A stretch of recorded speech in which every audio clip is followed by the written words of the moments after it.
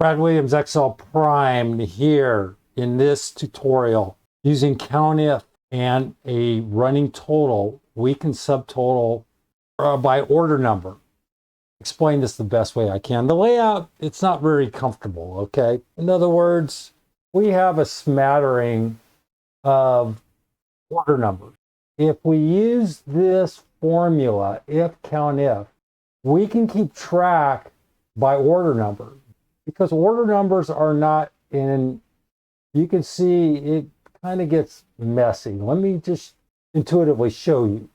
Here we have what we have, I don't know, how many is that? 1, 2, 3, 4, 5 different order numbers, and they're spread out all over the place. The way this is set up, it's going to go through, because we're using a running total or an expansive range, we're going to get numbers from all over the place. It does its job, but trying to keep track is kind of gives me a headache. It might work for you. So what we're doing is we're saying, all right, look for 110. Anywhere in this list, total them up.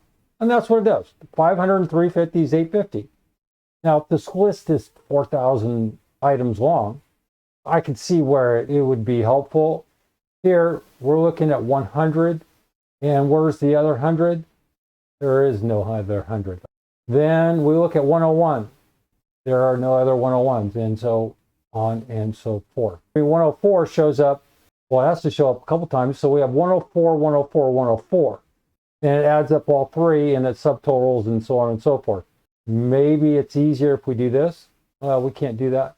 I was going to say just put a space here, but for simplicity, you kind of get the idea, the meat and potatoes. Let's take a look here. If COUNTIF B5 is equal to 1, then use the SUMIF deal. Otherwise, put a blank. Well, here is what we're trying to do.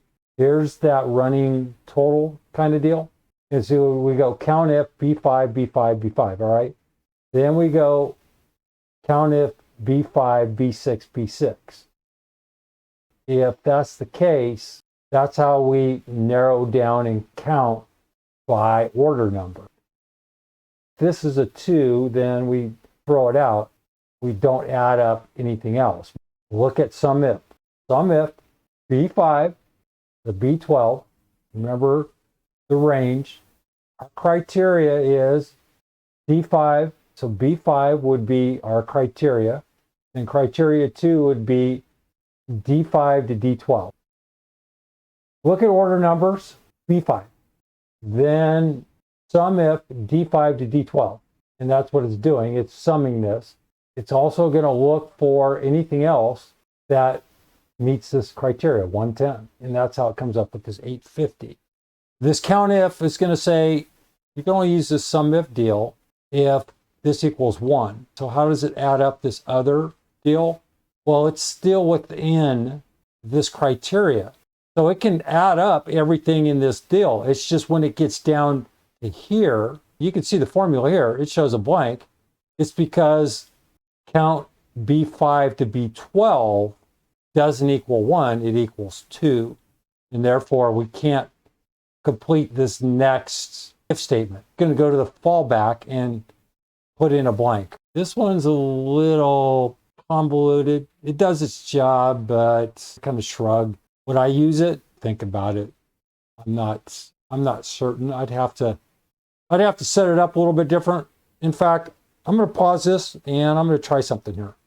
All right. The question is, would I use this model? And I made some changes. I expanded the entire range, okay? And I might not have corrected this. All right. One thing I did not highlight is the fact that this is set up with random information. We didn't hit F9. With this expanded version, hit F9. To our right is our subtotal. Doing its job. It's doing its thing, but it's a friggin' mess trying to read. Why? Because this random number is between 1 and 110, 100 and 110. So there's 11 possibilities. And then there could be duplicates and so on and so forth. It does its job. I don't like it because look at all the blanks. And you can probably put this in a rank order. You can't do that because you're matching your order number to your subtotal. Structurally, it makes sense. I like the fact that you can do it this way. And I guess I could just sort this. You could.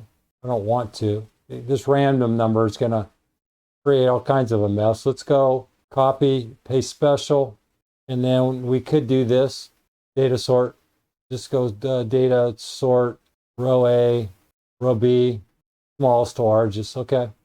And then you can see here it makes a little more sense. Okay. And this would be the proper setup.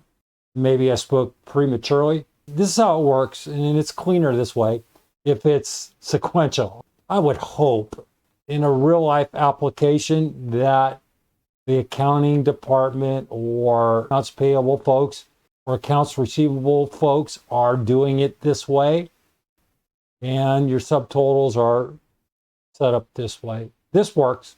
And structurally, if you need a reminder, just practice on this.